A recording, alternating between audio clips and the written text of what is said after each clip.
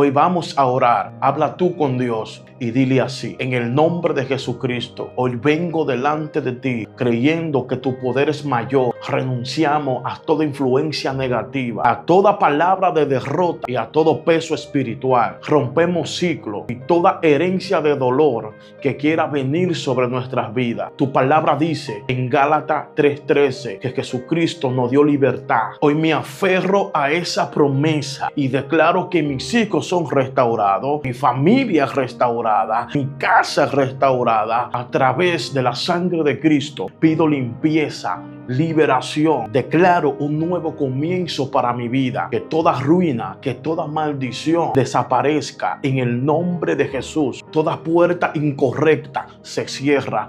Todo obstáculo es quitado. Declaramos que somos hijos del Dios viviente y que ninguna alma forjada contra mí prosperará.